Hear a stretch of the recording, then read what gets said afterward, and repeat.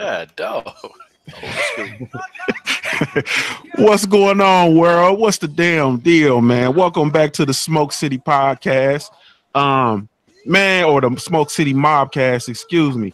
Really, truly appreciate you guys joining us, man. I guess I can stop referring to y'all as the world and start referring to y'all as Smoke City. So Smoke City, welcome to the building, man. We really, truly appreciate it. You have absolutely no idea how much you guys bless us, man, watching us.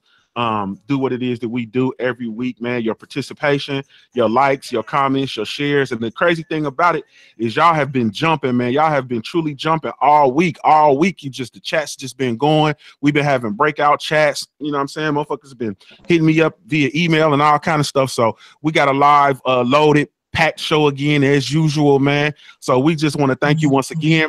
Shout out to the LDBC, the entire LDBC. Be sure to also like, comment, share, subscribe to this channel, and also visit the website. Website is housed at www.ldbcsports.com. Once again, man, you know why you're here. So without further ado, we're going to get to it. I'm going to run through the roster real quick, and then we'll jump back in there. We got Trap House in the building, Southside, Fight Critic, Famous Athletics, Coach Sheldon Harrison, a.k.a. CSH. We have the Black Horseman, Black Fight Fan TV. We had a Queen Ashley's Corner. And then, of course, we got 503 Lion in the building, man. 503, what's going on with your family? What's up, Ohio player? Man, you got it, family. It's all good, man. It's all chicken but the bone. Tell the people how they can find you. Oh, man. You can go to IG, Instagram, Great White 503, on YouTube, 503 Line, and on Twitter, 503 Line, baby. It's Texas Trill Boxing Talk. You know what I'm saying? Smoke City. We want all the smoke. All of it. Ashley's Corner. What's going on, sis? Ain't nothing. Chilling. Working hard and trying to get this boxing knowledge about me. Yes, indeed. So tell the people how they can follow you. I got a Twitter on Ashley's Corner. Corner start with a K, and on YouTube, Ashley's Corner. All day. Yes, indeed. So we're going to start with you because we know you're at work and, you know, it's trap or die with you. So we're going to go ahead and get you while we got you. So we got over the weekend, we had the Garcia versus Lipinets fight. I want to know, first of all, how you felt about that fight. And then secondly, the spill out that came after the fight with who was it? Was it Richard Schaefer and those guys talking about and actually mentioning Errol Spence Jr.'s name for a potential fight for Garcia? Let me know what you think about it. All right, well, first of all, I thought the fight was kind of entertaining. There wasn't no running around. It was straight slug matching. Neither one of them was scared of each other's power. I could tell that 4 rounds within the fight, Mikey Garcia was loading up. All he had was that good old 1-2. He was trying to knock old boy straight out. When he got the knockdown, I knew it was going to happen. I knew that he was going to stop Lipinets. But as far as him fighting Errol Spence Jr., he is so not ready for that. He is so not ready for that smoke. Not ready at all. Like this, that 1-2 is going. He's going to need a lot more than that. A whole lot more than that. And as far as him even fighting Errol Spence Jr., like I think he took way too many shots from Lipinets. I think his defense is not good enough to mess with Errol Spence Jr. Yes, indeed. Yes, indeed. So let's work on down the line real quick. Hey, Fight Critic, what's going on, family? Yeah, what's going on, everybody? Man, you already know, man. You already know. Tell the people how they can find you. You can find me at Twitter, on YouTube at Fight Critic. All one word. You can catch me talking shit on Twitter all day, every day. So for you, it's the same question. What's going on? How do you feel about the Mikey Garcia fight over the weekend, and then more importantly, the calling out of course, Errol the True Spence? I mean, what Mikey did was pretty solid. You know, winning the 4th title, his 4th weight class, and he oddly enough he went for the guy that had a strap. You know, in that division, he ain't just go for a vacant title, try to test the waters. Overall, I liked his performance, but we're starting to see what happens to guys when they start moving up and they start to realize that a lot of the things that they were good at in the lower weights, is not going to impose their will in the higher weights. He kind of got away with it with Lipinets, but Mikey needs to go back to 135. I don't think he has any business stepping up to 147, let alone stepping up to an Errol Spence Jr. That boy will get murked fucking with Errol Spence Jr. Yes, indeed. I think it's a big tall task. Famous Athletics, what's going on, family?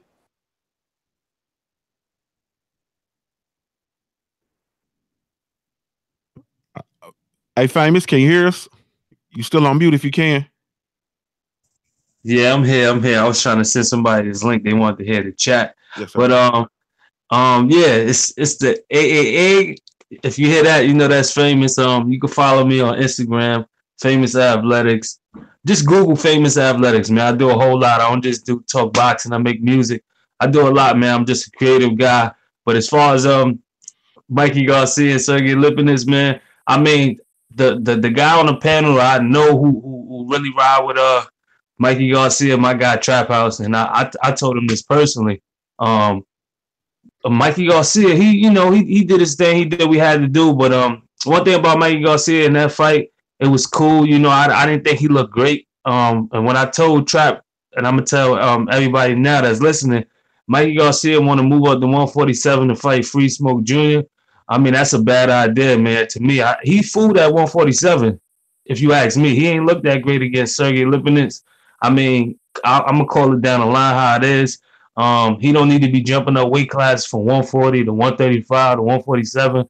I mean, it's just smoke that he blowing up that he don't want. And if you want that fight, I mean, he could take that dive. I mean, not that dive, but he could take that fight, and his career will be, it'll be in shambles, man. I don't think he want to take that fight, but if you believe in his skills and he want the payday, and he got like 30 plus fights, he got like one big name on his resume. He don't got the best resume, but he got the name, he got the fans. So if he want to do that with his career, that's on him. But he's fooled at 147. I was just imagining, what if that was Sean Porter in the ring with him, or Keith Thurman? He would have been tore up. So he's not ready for 147. But I mean, that's just my take on it, to be honest, pretty much. Yes, indeedy. Yes, indeedy. Okay, Coach Sheldon Harrison, what's going on, family?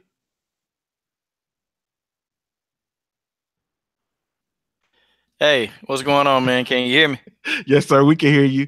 I see you in there, like 78 say. I see you in there, got that wrench ready to start slapping. Yeah, man. Had to slap, man. can't do death threats around here, buddy. Not at all. Not at all. You okay? So tell the people how they can find you. Hey, y'all go ahead and find me at CSH Combat Sports, and also too, I noticed it's a lot of you guys in here. A lot of you guys. Listen, y'all need to go to ldbcsports.com. It's free, and we need y'all to subscribe to the website, guys. We need y'all to do it. If you're listening to this podcast, this MobCast, you need to go subscribe. You need to go do it now, okay? Because a lot of good information on there, and it's a lot of people that's submitting stuff, so it's a good website. Yes, indeedy. Yes, indeedy. So, how do you feel about the Mikey Garcia performance? You know what? I thought Mikey Garcia, he was real fundamentally sound, but he's always been fundamentally sound. I was really more impressed with Sergey Lipinets because, I didn't know a whole lot about him, but I thought Sergey Lipinets made this fight, it made it a tough fight for Mikey Garcia. And I was even thinking too that if Sergey Lipinets had any kind of power, I think Mikey Garcia would have been in trouble. And it was parts of the fights where, he actually, he got a couple of good shots on Mikey Garcia. He stunned him for a little bit. But, I still felt like Mikey Garcia, being the good fighter that he is, he weathered the pressure of Sergey Lipinets, because Lipinets was putting a lot of pressure on him. And that left hand, Mikey hit him with that counter left hand. It was beautiful, man. Because, Sergey Lipinets didn't even see it coming. He was throwing a combination. And then all of a sudden, Mikey Garcia, it was almost like, he was trapped inside the matrix, man. And he timed it. I mean, he timed it perfect. And, he got that knockdown. And I thought it was going to be it. But then, Sergey Lipinets, man, he got back up. He bit his mouthpiece. And, he started coming back in on Mikey Garcia again.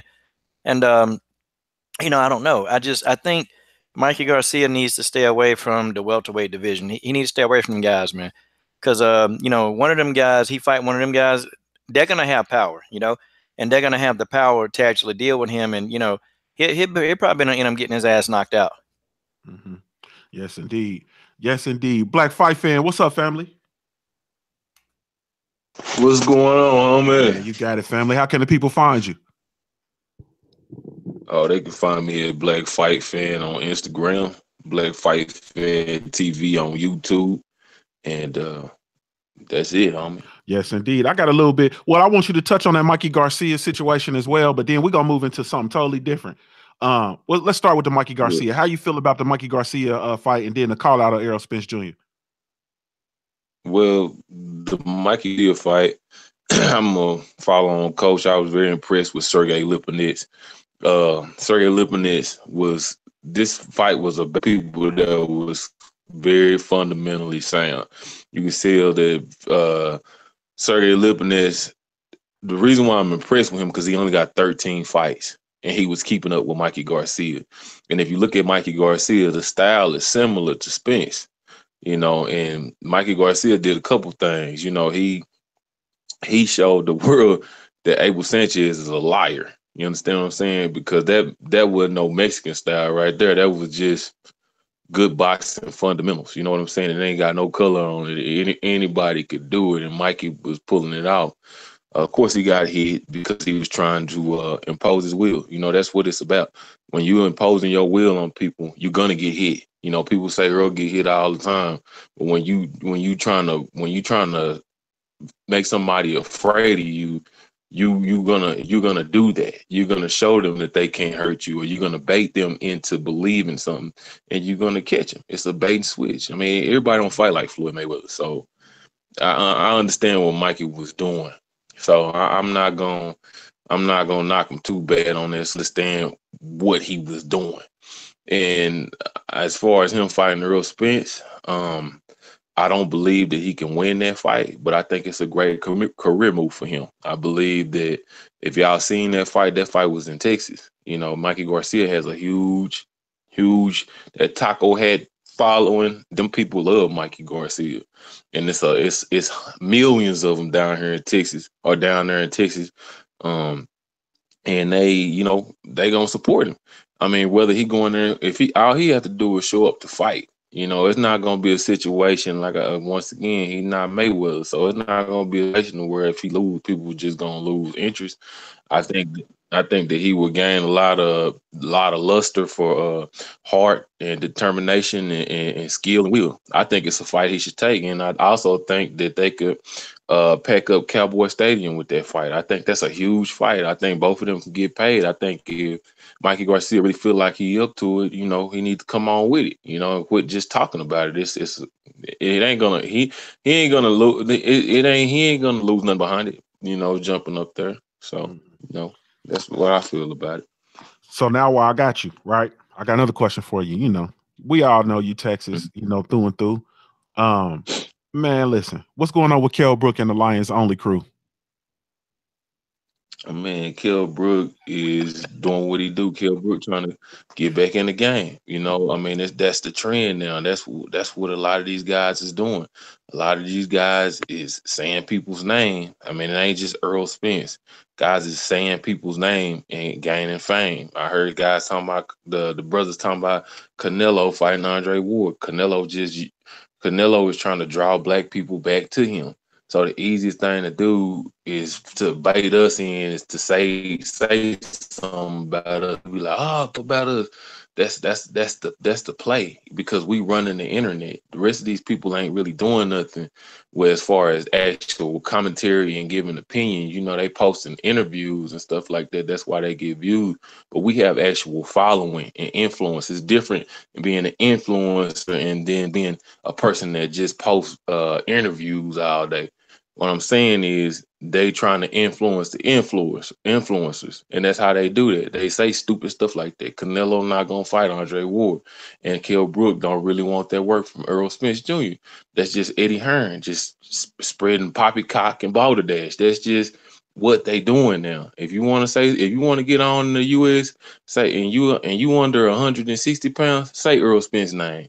If you want to get on in the U.S., say something about Deontay Wilder, because them the dudes that's moving on the internet. You know, it's a game. Say something about Andre Ward, a legend. Make put Canelo name in the same breath. Oh, well, he can avenge the Floyd Mayweather loss. That's just marketing, man. Marketing from a bunch of snake like people. So I mean, it's just they just talking, man. They just talking. That's how I feel about it. Yes, indeed. Yes, indeed. Trap House, what's going on, family? What's good, everybody? LDBC family, what's good? Man, you got it, family. Tell the people how they can follow you. Twitter at Trap House Boxing, YouTube Trap House Boxing, Instagram Trap House Boxing. Yes, indeed. Same question for you. I was wondering how you felt about the Kell Brook and him calling out Errol Spence Jr. as well as Jermell Charlo. Man, Kell Brook just talking, man. I mean, it don't matter if they fought at 154. Earl Spence will stop him. He'll beat him even worse this time.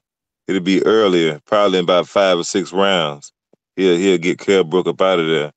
So Kell Brook just talking, man. He definitely don't want no part of Charlo and them either. So I ain't really, feeding into that, man. That's just a bunch of nonsense. But let me get back to this Mikey thing. Mm-hmm. And me personally, I think a lot of people over, not over. They not giving Sergey Lipinets his just due. Sergey is a decent fighter, man. He gave Mikey some problems in there, but as far as Mikey going to 147, this how I personally feel. I think that Mikey can present a problem. These are the only two people I think he don't need to fool with at 147. It's Terence Crawford, and I'm gonna tell you why. Terence Crawford would just box circles around him, and Mikey already done said he really don't want to fight Terence because he feel like Terence gonna run all night. That's what he said. And Earl Spence was definitely just chewing him up. But I know I'm finna shock everybody with this, but I don't even think Keith Thurman knock Mikey out. I'm gonna be all the way honest with y'all. His output ain't high enough. He don't throw enough combination punches. I just think that it'll go to a decision, but I don't think Keith Thurman will knock Mikey out. I think Mikey would be a good fight with like Danny, guys like that, but just not Earl Spence and the Bud man, not them two. Mm-hmm. But overall, he fought a good fight though. Saturday night. He did get touched up a little bit, but and Riga's program definitely be I think that'd be a nightmare fight for Mikey though. To be honest with you, I think him and Josh Taylor is the guys he really really need to be careful about, and that's pretty much it though. Yes, indeed. Yes, indeed. So let's go. Let's shoot on over here to South Side. South Side, what's going on, family? Man, what's going on, Junior, man? Man, you got it, family. How can the people follow you? Oh, man, right here on YouTube at Southside Boxing 601, baby. Come and subscribe to the channel. I ain't been as active as I usually do that because I be out here on the grind, but everything get ready to calm down real soon. I'm going to be pushing out tons of content every day. Yes, indeed. We can't wait. That's what Bart said. Can't wait. So we got so same question, man. So we had the Mikey Garcia fight over the weekend, and then of course the calling out of Errol Spence. I want to know your thoughts on that, as well as the Kell Brook versus the Lions only. Okay, well, to start off, Mikey Garcia, man, it was a pretty good and entertaining fight. I don't, like Trap said, I don't think people give him Sergey Lipinets enough credit, and also not giving Buddy McGirt his credit for having Lipinets prepare for this fight. Because if you look at Lipinets from his last fight to this fight, you can tell that him and Buddy they really worked hard in this training camp. They really came prepared for Mikey Garcia, and it showed.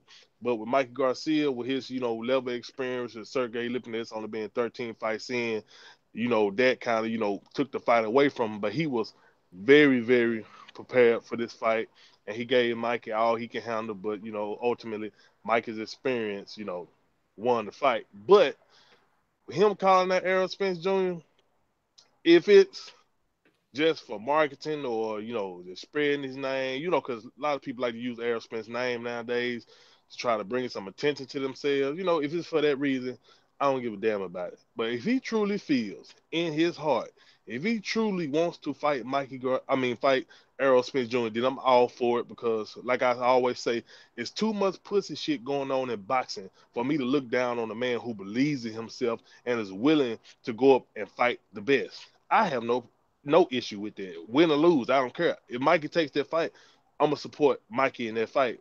Do I think he can win? Absolutely not. But just the fact that he is showing interest that he would take the fight, I'm with it. And so far as Kell Brook calling out Charlo, whatever. Listen, he beat Rabchenko. So you mean to tell me you moving up to 154, knocking out a fairly unknown guy in Rabchenko in the second round, that gives you the balls and gives you the clout to feel that you can take on a Jermell Charlo? I don't believe that for not 1 second. I don't believe he wants an Errol Spence rematch.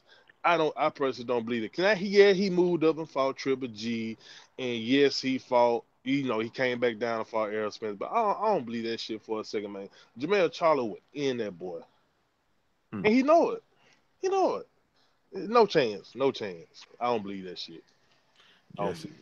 Yes, indeed. Shout out. I got to send some shots out real quick. Shout out to Ronald Finkley. Shout out to Ryan Kirkendall or Kirkendall. I'm sorry if I'm messing up your name, family.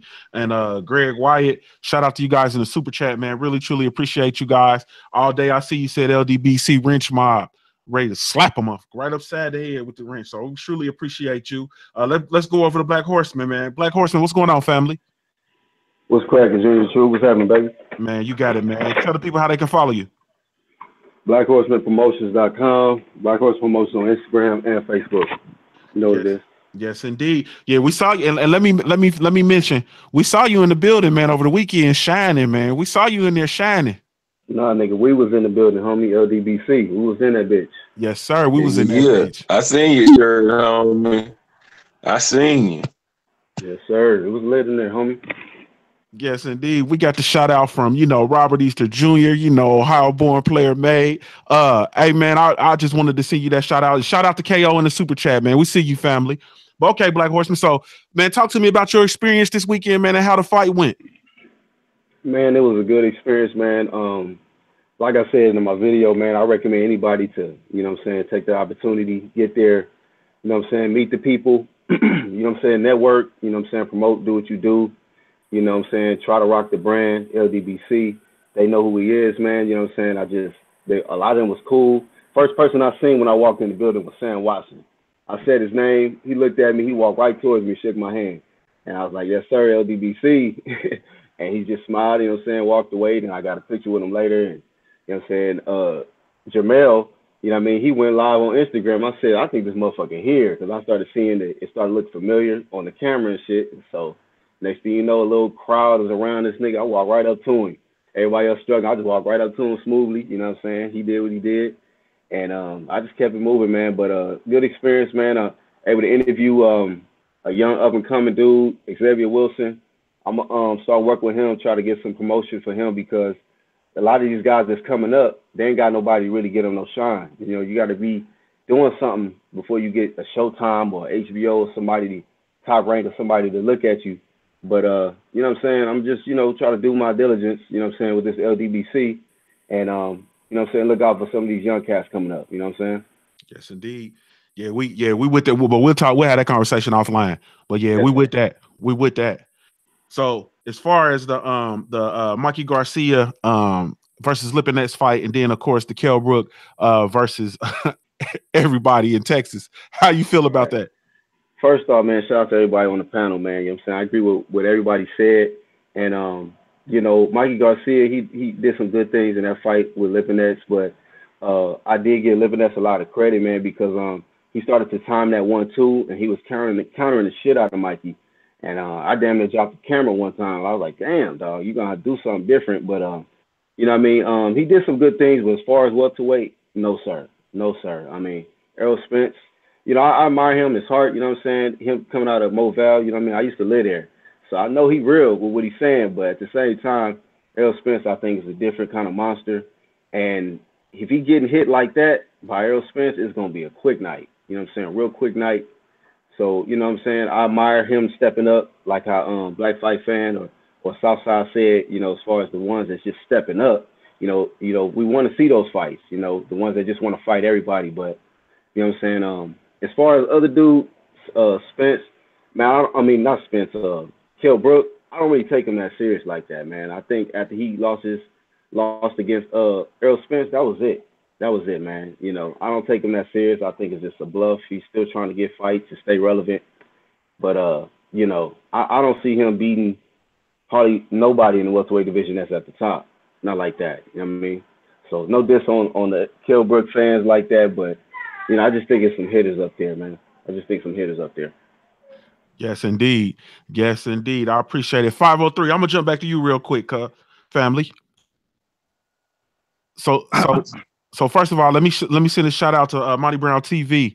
He in the building, and he posed the question, and his question was basically, do we feel like Robert Easter Jr. deserves a fight against Mikey Garcia with that for that 135 unification bout?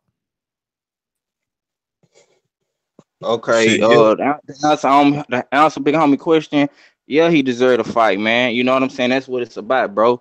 You know what I'm saying? Undisputed. You know what I'm saying? Robert Easter got to step up, man. He ain't been looking good his last couple of fights. You got Devin Haney on your row. You know what I'm saying? Mikey Garcia out here looking like a superstar. You got to make something shake. You know what I'm saying? You know how it is.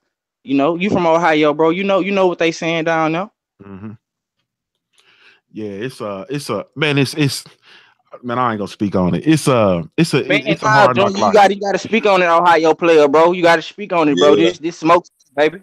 Well, see, the thing about it though, man, is the thing that I hate about it is our boxers feel like in not just Ohio, in the Midwest period, a lot of them feel like they can't break through. You know what I'm saying? And the thing about it, man, and this goes like this is way deep, man. But it's like we have a lack of getting behind our fighters. You feel me? And it's because like motherfuckers where I'm from, they look at shit like you see somebody doing something, right? And they doing, you know, they boxing or whatever the case may be. And you always had that mindset of like, oh, he ain't gonna make it. You know what I'm saying? He ain't gonna do whatever. And then motherfuckers fail to get behind people. So then they feel like they gotta go elsewhere, you know what I mean, in order to break through. Like Sean Porter moving out to Vegas. Hey, homie, I don't agree with that. Midwest is the best. Midwest get Adrian Broner, Robert Easter Jr. When them dudes go home, they sell out all the venues. They got hella support in Cincinnati, Ohio, period. The Midwest always support their fighters. Well, let me tell you this. That's Floyd Mayweather's from the Midwest. I don't agree with that. But what I'm saying to you, though, Midwest is the best when it comes to boxing. Mm-hmm. Like we don't have gyms like in the South. We don't have boxing gyms like that. Y'all get support from the community. Y'all get gyms. Like we're good at like they building gyms and stuff like that in Omaha. Yeah, man, them hoes, they didn't build nothing like when Earl Spence lived there, bro. Where he come from, he have for him to even take the gym that he go to. Like since he was a kid, is on the other side of town. He had to drive all the way like an hour, like 45 minutes to the other side of town. Ever since he was a kid to box. Also, like the dude Marvelous Jarvis, I paid that clip that's doing good now. That was Earl Spence Point.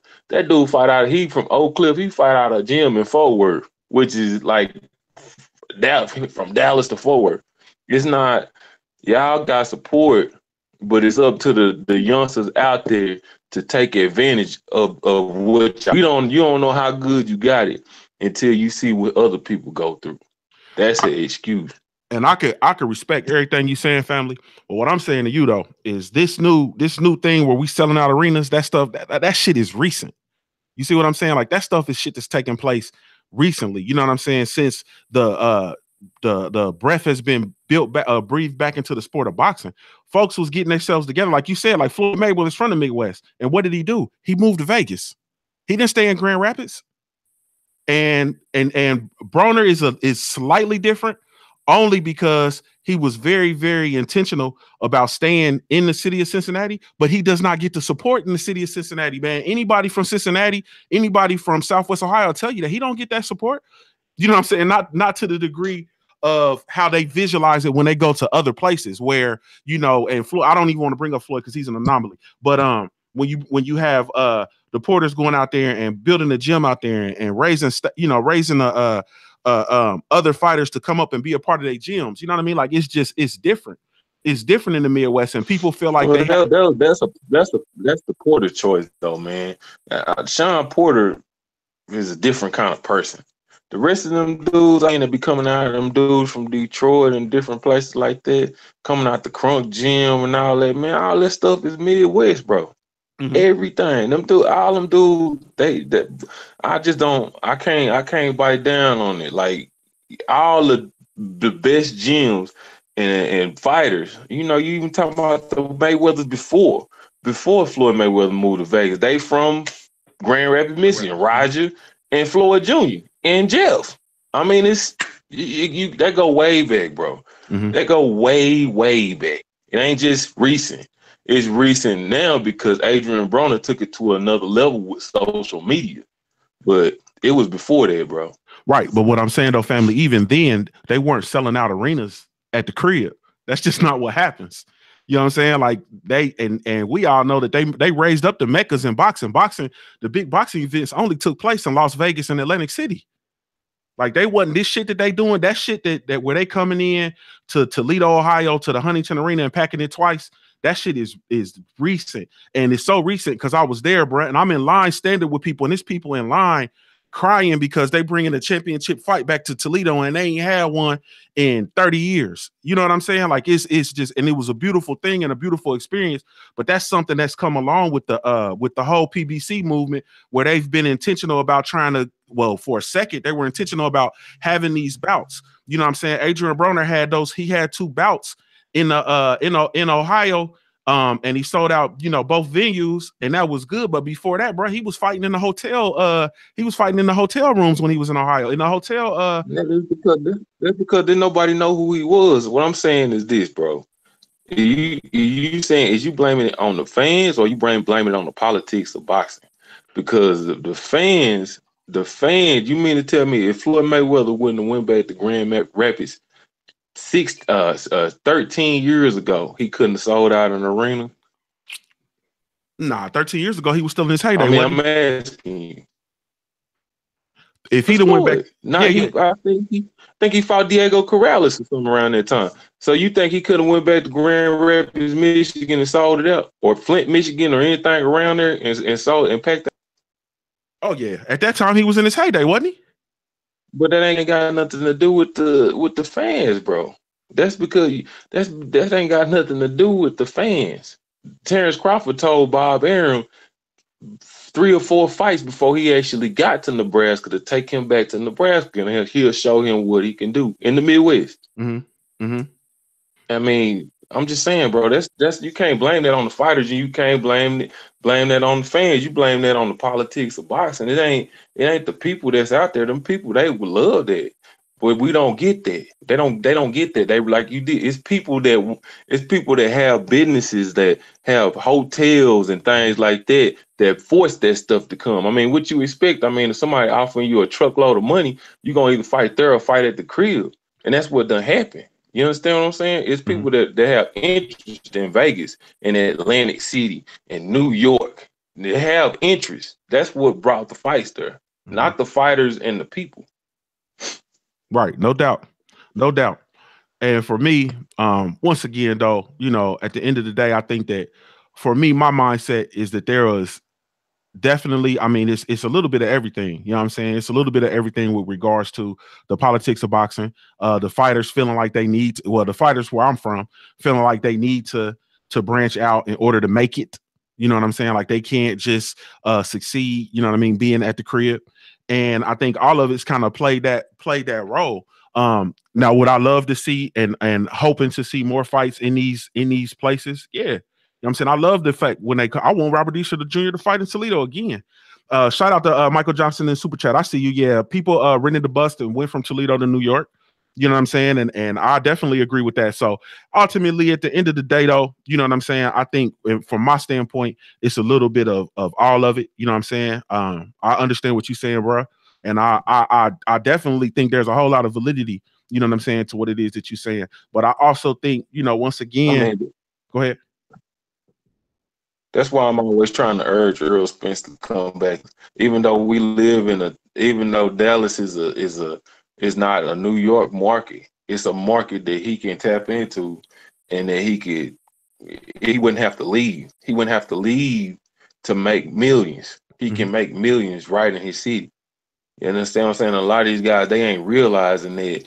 They ain't realizing, see, because a lot of you guys, and see, that's the thing about the LDBC. We from all different places.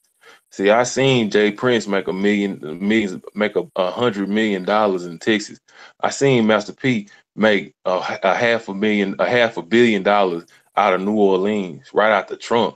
So I have a different perspective than for my people than a lot of you other guys. A lot of you guys, I mean, I'm not trying to knock y'all, no, I'm just saying a lot of you guys can go walk outside and see different things and like, oh, well, this guy here, we had to get everything from the mud. And I seen guys take their brands from the mud. You seeing it right now with Deontay Wilder. Deontay Wilder is like a Southern rapper coming out of the trunk. Deontay Wilder came from nothing, packing out of venues in Alabama, which was a joke. But now he finna be in line for $100 million fight. You know, he might. I mean, just from the mud, bro, off the grind. I mean, you got to respect it. You got to look at that. But dudes ain't willing to put that type of work in on everything gave to them, and it don't work like that. Yeah, no doubt. So let me ask you this: so with Deontay Wilder in his situation, right now, do you think because he had to take his show on the road, right? So no, he didn't have to. Oh, he did that. He did that, bro. All these fighters is forced to take their show on the road, bro. All these fighters is going to Brooklyn and fighting. They got this Brooklyn block boxing thing going on, and there's no disrespect to them dudes on the East Coast in New York, whatever. You know what I'm saying? It's all love, but at the end of the day, like Black Fight Fan TV said, bro, we want to see these fighters in their hometown fighting, bro. I want to see the Charlos in Houston. Black Fight Fan want to see Earl Spence in Dallas. You want to see Robert Easton, AB in the Midwest, bro. You know what I'm saying? At the end of the day, you know what I'm saying? We want to see Wilder back in Alabama. I'm pretty sure Trap House want to see dudes fighting in Florida. You feel me? So we can go to these fights. You know what I'm saying? That's what it's about. Everybody but Keith Thurman. Come on, man. Come on, Trap. Here we go. Yes, but okay. That's a shout out to Gary Benson, man, in the super chat. We appreciate you, family. Ronald Finkley, appreciate you again in the super chat, family. So let's I think we saying like a lot of the same stuff though, bro. But I just didn't want the fans to be taking that hit because these dudes can and will be supported in their areas if they step up. They have to do like Terence. It's hard. Terence Crawford is caught in between the rock and the hard place because Terence Crawford actually took that jump.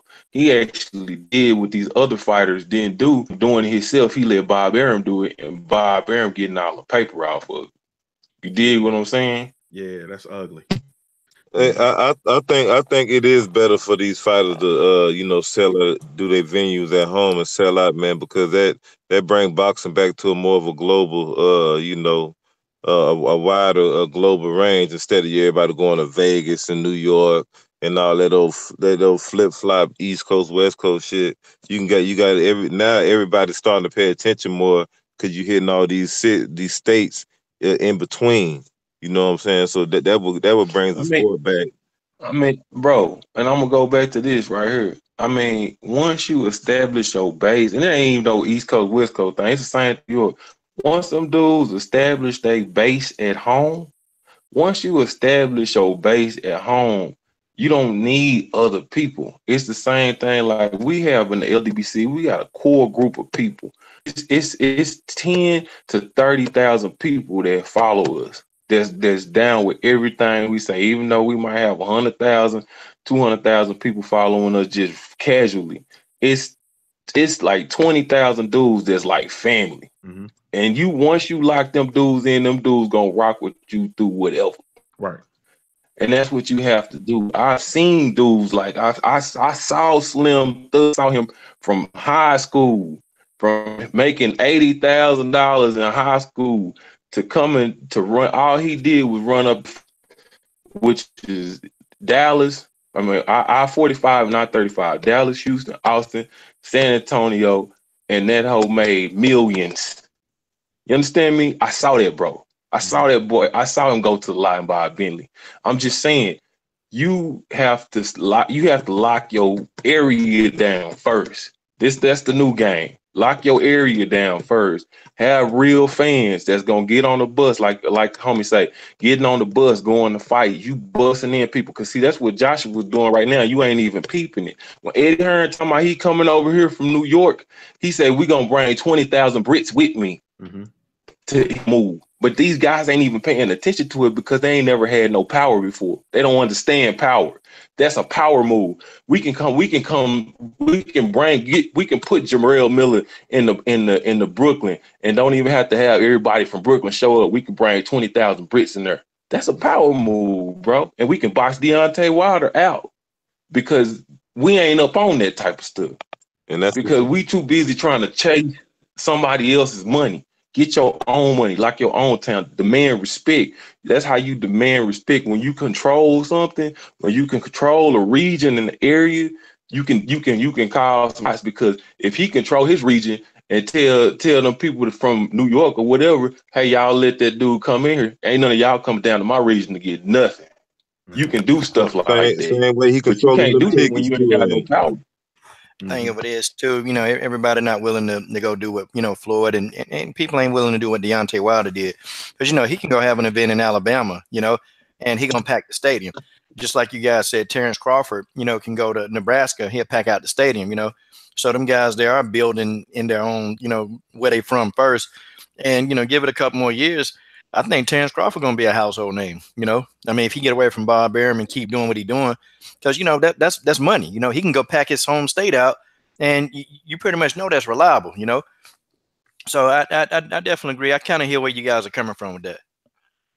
Yeah, man, my thing with it though, you know what I'm saying, and which is why it's been in my opinion, such a beautiful thing to see boxing back in these cities, because I agree with what Black Fight Fan is saying. I think it starts, you know what I'm saying, on the home front. When these dudes come up through the amateurs and they, go all over, their state boxing, and their buzz is created and so on and so forth, just continuing to build upon that, man. Back when, because, we talk about the fights coming back to the cities, but let's remember it used to be that way. You know what I'm saying? And it used to be, you know what I mean, that dads used to take their sons to the fights. You know what I'm saying? They could afford tickets and go in the fights and watch, Friday nights or Saturday nights and so on and so forth. And then with the onslaught of pushing these fights to these meccas, which were Las Vegas, you know what I'm saying, and Atlantic City, and then occasionally some, big event in Madison Square Garden or in Los Angeles, you know what I'm saying? Then with the onslaught of that stuff, it was almost like it was kind of taken away. And that's where the whole politics played in, you know what I'm saying, with regards to the sport. And now we're at a point now where I think we're in a really good position with our voices, you know what I'm saying, with us having our hand on the pulse of the communities and the fan base, you know what I'm saying, having our ears to the street, for lack of better terms, and being able to pull in and then back our fighters like we talking about. You know what I'm saying? That buzz. Go ahead. Bro, boxing is missing the golden age. When you look at boxing expresses everything. It expresses, when you look at what's the dude named the Denzel Washington cat, Nicky Barnes or whatever, Frank, whatever, American Gangster, how he got caught at Frank Lucas. I mean, that's what all the pimps and players dressed their best. It was a star-studded event when boxing matches would come to your town or wherever you was at. You know what I'm saying? Them guys come out in their freshest clothes. That's what social media is about.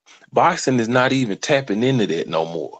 And that's when it was at its peak. You gotta understand, Muhammad Ali was making millions, homie. Right. 40 years ago. Muhammad Ali made more money than Keith Thurman make right now. You understand what I'm saying? Mm-hmm. He made more money than a unified welterweight champion right now. That's huge, homie. He made more money than Anthony Joshua. Well, I shouldn't say that. Anthony Joshua made more money, but Deontay Wilder right now, bro, gotta get a grasp on that, man. And that's a lot of paper, bro. You got to get these people are not understanding that. These guys think too small. They don't really know as much as we give them credit. And they driving the bus of boxing, and they finna crash that hoe. because we got a bunch of If dummies I ain't mistaken, I driving the think bus. Smoking Joe Frazier was making more money than Keith Thurman, and then the Deontay Wilder He was. was. He was, man. He was making Smoking Joe Frazier. He gave Ali a fight, bro. Them dudes made both of them dudes when the Thriller and Manila, them dudes made millions of dollars, bro. What was it, 50 years ago? Yeah. 50 years ago, homie.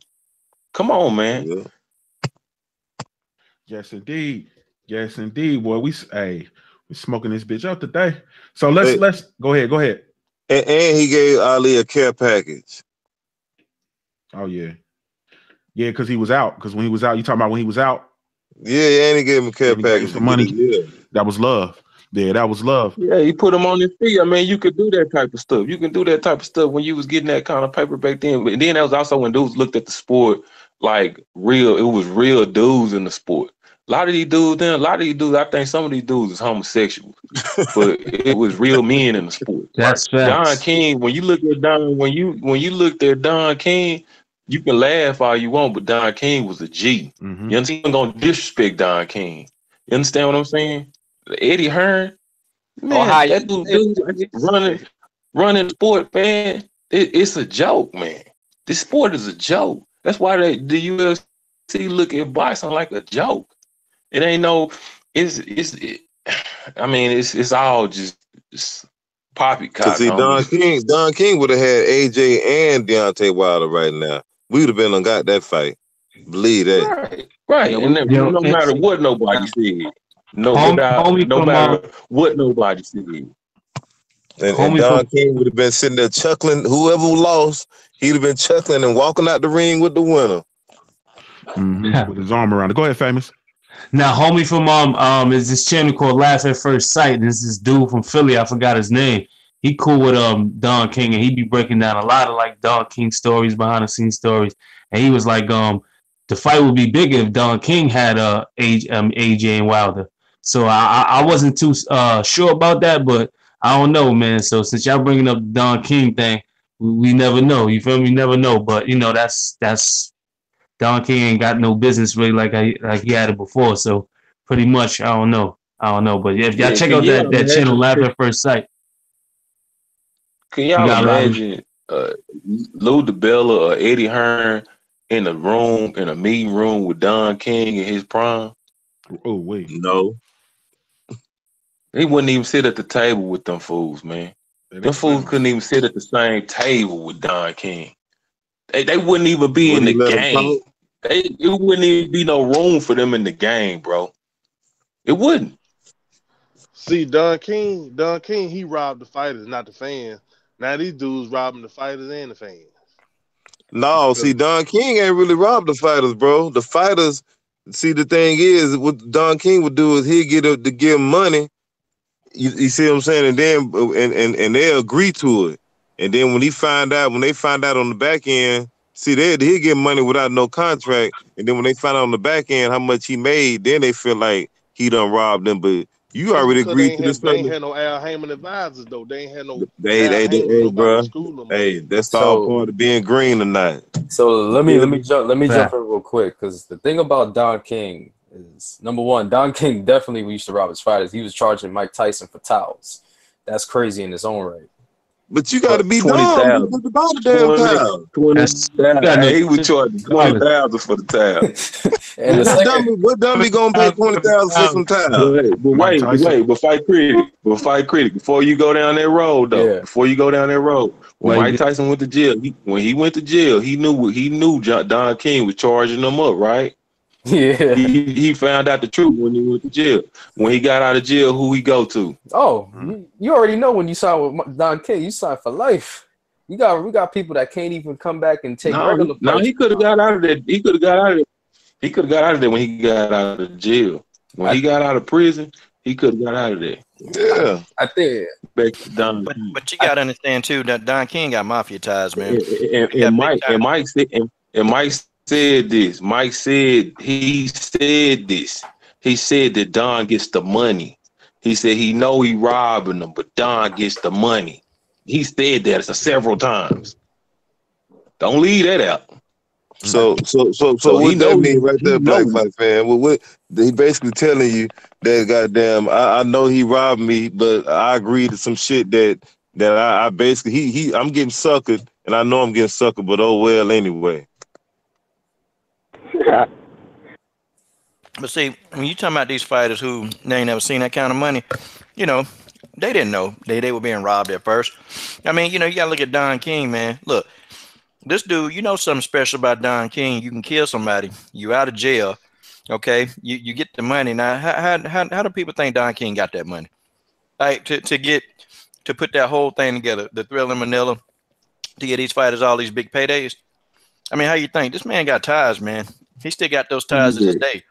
Don King. Say that, coach. Don He says that. That's not. But what I'm telling you is that the reason why He told him that. he can get away and cheat, he can cheat these guys out their money is because that's his ties. Don King didn't play around, man. And when he was real young, you know, he didn't play with people, man. Don King didn't play at all, man. He went and hunted you down, man. If you owed him any money, he would come get you. So people think Don just this guy, this colorful guy with the flags and all that bullshit. Nah, man. Don King kill you, man. Don knew a lot of dirty little secrets too, though, man. Yeah, I think the other thing that people tend to forget that Don King used to have his brother manage a lot of his fighters, and that was the real reason why they came up with the Muhammad Ali Act, because his brother was getting guys to agree to deals like, you know, this is gonna be a good deal. And you know, if you're a boxer, like Coach was saying, and you ain't never seen, you know, 500,000-600,000, and he set you up with a deal, he gets you a manager, and you thinking that, oh, it's smooth, everything is in-house. Usually when a promoter got everything in-house, it usually goes bad for the fighter in the long run. And you could even look at guys that are outside of the promotions that get they managers to do all that shit. That's what fucked Golden Boy over in that lawsuit with Al Heyman, because Golden Boy was telling they fighters that, yo, you can sign with us, but we choosing who your manager is. So fast forward to the 90s, fast forward to the mid-90s when everybody knew that Don King was robbing people. Why was dude still signing with him? Black Fight, that goes back to what I was saying. That kind of money. That went back to what I was saying. He was giving them money that they agreed to take verbally without signing no contract or anything like that. And then when they found out what he really made off the whole venue, they felt like they got robbed. That's just like when you some kind of way. That's just like okay, at 78, you come to the blocks, Black Fight fan. You say, all right, homie, I'm gonna give you these. I'm gonna give you this zip for $350. But he found out you getting them for $100. Now he getting pissed off. But you plugging him, but he want to rob you because you ain't letting him get it for what you getting it for. You feel me? But let me go a little further, Trap House. Let me go a little further. Let me say if I done been on the block for 2 years and everybody on the block know that my zips is 3/4 procaine. Oh my God! Stepped on procaine, right? Yeah. And I'm giving you, and that's how everybody know that. And I've been doing this for 2 years. Mm-hmm. Okay, why you gonna come buy your zips from me? Thank you. No, it got the Tommy Hitman Hearn on it. Well, because see, then back in the day too, that only other option was Bob Arum, who was doing them just as dirty, man. So you had, because y'all remember the whole story. Bob Arum tried to get Muhammad Ali for a fight, and Don King stole him right from up under Bob Arum, man, and made him. And that's when he made that big fight. So I mean, but you know, who are you gonna get? Don King offering you more money, and you got Bob Arum over here who offering you less money than Don King. I mean, so guys really didn't have a lot of choice, man, and they wasn't really educated on the business part of it. Only thing they saw were the dollar signs, man. Oh, wait a minute, I'm finna get a couple $1 million to go get in the ring. That's what I'm about to do. Yeah, that's I'm about cool. to get in there and get this money. And then but see, these fighters wasn't smart, man. And you know, you can't really put it on Don King because you let him do it. You let him do it. 78 just came in the building. He had the best quote. 78. What was that quote you were saying about feeding steak to a baby? Feeding steak to a baby or what? Go ahead. Yeah, because I know you know what I'm talking about. Oh yeah, man. That's an old quote, man. I heard that somewhere. It ain't mine. But yeah, feeding steak to babies, man. That's all it is, man. When you trying to give somebody too much more than they can chew. You know what I'm saying? They're gonna choke off of it, you know what I mean? But I was listening to y'all, man. This shit been lit.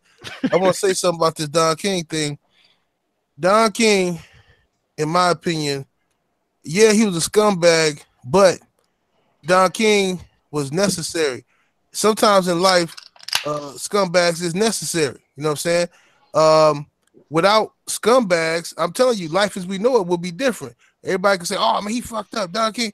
Listen, man, it's always been a promoter taking advantage of a fighter. It didn't become, popular until it was a blackface you could put on to blame on. See, when Don King came in, took over the heavyweight division, took over boxing, then everybody wanted to get involved and say, "Oh, wait a minute, this guy taking advantage of fighters." And wait a minute, the mob used to run boxing, run it. Mm-hmm. They still do. Made these dudes fight fixed fights, take a dive in this round and all this kind of shit. Motherfuckers killed Sonny Liston, basically. You know what I'm saying? But then Don King come in, steal a few mil, and he the poster child for Rob. Look, whatever Don King did, Bob Arum is still doing to this day. And he was doing it back then too. He was doing it back then. Bob Arum was doing it back then. Look how much money the UFC make as to what Dana White paying them people. Yep. Dana White's a crook, man. Look, man, a UFC event, man, you got to think about it, dude. They can take their gate and they paying people what 10% of their gate, man. Like that's how much they don't pay these guys, man. They give them a contract, they get that little bit of Reebok money, but man, look, the UFC, Dana White, they making a killing, man. And these guys, they stupid because all they care about is the contract. Oh, I'm in the UFC, but you still can't afford to pay your bills, man, because you fight every 3 months, man. That money go, man. That UFC money go quick. Hey, but at least we get the fights. The best over there. That's what you're saying. That's the best part about it. Yeah, that's what we get, man. We get the best. Hey, we always say we don't care about their pocket. We just care about the fight. So hey, that's a fact. Yeah, it is what that's it true. is. So let's move. So let's move the gauge a little bit. Hold on, 78. Step in there and tell the people how they can follow you, family. Hey man, ldbcsports.com. Like Coach said, make sure y'all go over and subscribe. Sign up to that site. It's free. You get some discussion started. You know what I mean? Let's get it cracking over there. ldbcsports.com. You can find me over there. You can find me on YouTube at 78 Sports TV and Facebook at Kevin Nash. Yes, indeed. Ron Finkley, shout out to you again, Ron Finkley. Shout out to you in the super chat. We see you, family. So let me 78. Let me ask you this, man. Since you just slid in, what's going on? What's going on in Top Rank with regard to Bud Crawford, man? What are your thoughts on that? Man, I don't know. I'm hearing a lot of different stuff, man. I'm hearing stuff from people who both, kind of slightly different, but they both got connections to Top Rank. On one hand, then people telling me like, yeah, you're right. It's looking like Bud might be trying to get up out of here. Then another person who got the same connections is telling me, nah, man, it's a matter of Manny Pacquiao. Arum wants Pacquiao on the card, and Pacquiao fucked up the card, because they were trying to sell that on pay-per-view. So Arum don't want Crawford and Horn on pay-per-view by themselves because he don't want to do Crawford like that. So I'm hearing two extremes on both ends. I don't know which one to believe. I'm just gonna ride with whichever one make Bob Arum look like an asshole. Yes, indeed. Yes, indeed. So Black Horseman, same question. Yeah, man. Shit, man. I just feel for Crawford, man. This situation, what's going on with that, man? It's just a different era, man, and it frustrates me when I see talented boxers like Crawford have to rely on somebody like Top Rank when it's just a different era, where you can, social media era, and you see like Broner, y'all was talking about that earlier, how he did it from just using social media, and but he's not vocal. I heard somebody say that earlier. I think on when 7 Day Sports went live earlier today, dealing with Terence Crawford, but he's not as vocal. So it's like he's not gonna be all in your face, flashy, and like Broner do. So he's not gonna really get all that kind of attention. But so I mean, I just feel for Terence Crawford in that situation, man. But I just like I agree with 78, man. If whatever story make Bob Arum look like an ass, I have to go with that. You know what I'm saying? Because, you know, just Bob Arum, just he do some shady shit with Pacquiao, so I don't see it being no different with Crawford. Yes, indeed. Ashley's Corner, you still in there, sis? Yeah, I'm here. Okay, same question. What do you think about Crawford? Is it time for him to make a move, and what's going on with him over at Top Rank? Man, I love Crawford. I absolutely do. I honestly don't want to see him get screwed over like everybody else, and I think he should move. He should have moved or tried to make a move after Floyd said what he said about that's the biggest mistake he did was staying with his ass. He should leave ASAP, ASAP. Yeah, as soon as the opportunity presents itself, man. As soon as the opportunity presents itself, Black Fight fan. Quick question. What's up, So if what would be the move for Terence Crawford if he was to leave Top Rank? What you think the move would be? I think he should start his own promotion company. I think he should partner with get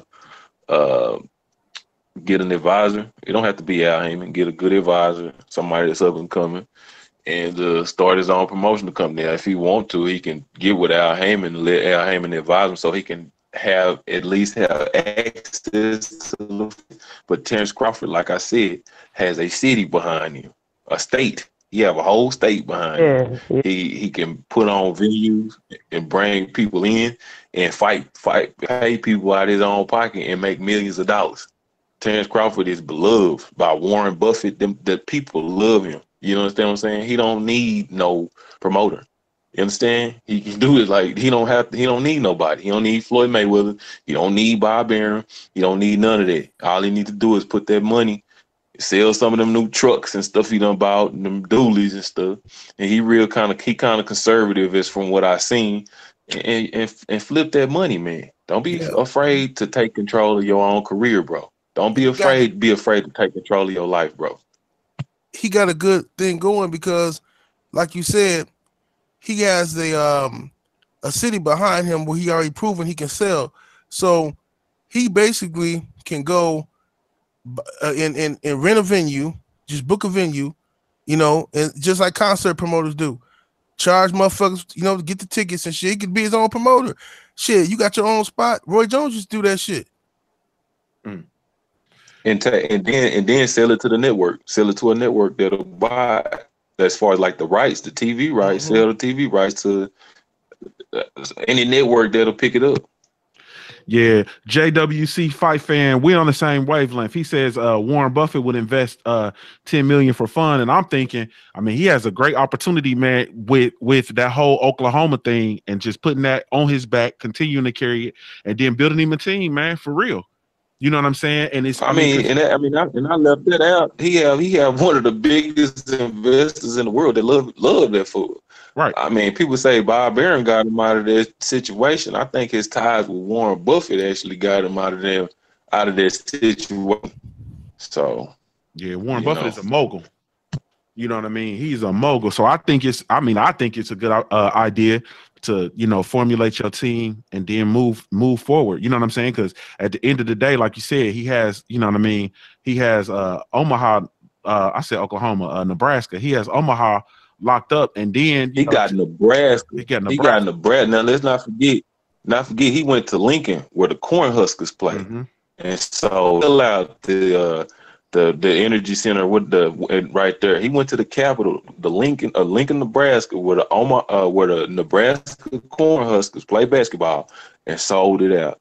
Terence Crawford, if he keep working, he could be just as popular. I shouldn't say just as popular, but he could probably one day fill up that football stadium out there. I think so. And I think he could do that. And when you doing stuff like that, bro, that's millions of dollars, millions. And that's not even, and that's for me, the one thing that we didn't mention, and all of it with him having, like I said, the state on his back and his ties with Warren Buffett and other people, also the backing that he has via the internet, via the YouTube, via the LDBC, via the other boxing, these boxing independent media outlets who basically have him listed as #1 pound for pound. You know what I'm saying? So I think he has a great opportunity, and I think breaking away from top rank is an opportunity for him, man. I really do. I really do. So Southside, let me ask you. Go ahead. Hold up, and I heard you dudes out there dissing, saying, "Oh, what he not even known outside of Omaha." Oh, your favorite fighter, Keith Thurman, ain't even known in his town. He can't sell 3,000-4,000 tickets in his own town. And I'm tell you something, it don't matter. It don't matter if the money come from Omaha. It don't matter if it come from Tennessee. It don't matter if it come from Texas. It's all money. Hey, didn't he fight in Florida when he fought what's his Hispanic guy that hit him with that crucial body shot, made him buckle over? Wasn't he in Florida? I think he was in Florida. To my Luis Collazo, man. Mm-hmm. Yeah. No, he fought Collazo in New York, bro. Because Collazo from New York. He fought somebody in Florida though. He did have a fight in Florida. Yeah, I was trying to sit here and think about. But he ain't do Bud Crawford numbers though. I can guarantee you that. I'm gonna tell you another one who can do that. Who already doing that same thing, like you said. What Bud need to do next? Cats like Robert Easter, he got that same type of buzz and following too.